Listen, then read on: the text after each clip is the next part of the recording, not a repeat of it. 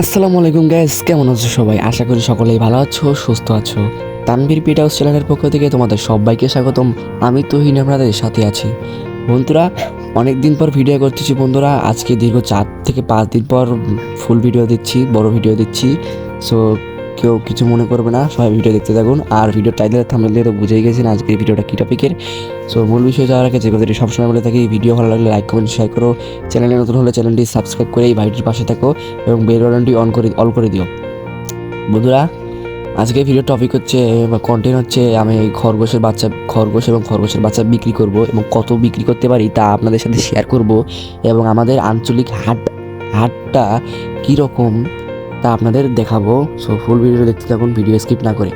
আর যে বাচ্চাগুলো বিক্রি করব তার মা হচ্ছে এইটা হচ্ছে তার মা, আর এইটা হচ্ছে তাদের বড় ভাই বা এইটার মা, এইটার বাচ্চা।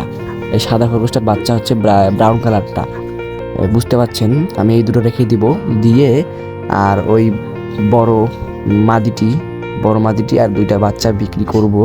সো আমাদের এখানে অনেক কম দামে পাওয়া যায় খরগোশ।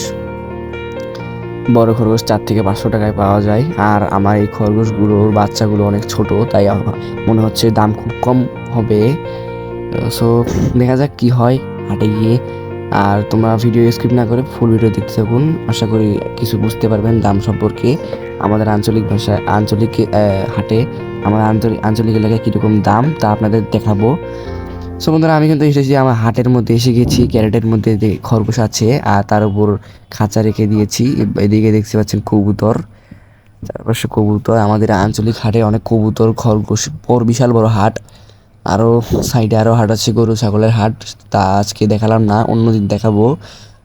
তোমরা আমার ভিডিও চ্যানেলটি সাবস্ক্রাইব করে পাশে থাকবেন। এদিকে কাকু কবুতরের খাবার, কবুতরের পানির পাত্র, খাবারের পাত্র, খাঁচা, বিভিন্ন ধরনের খাবার, গ্রিট ইত্যাদি বিক্রয় করেন।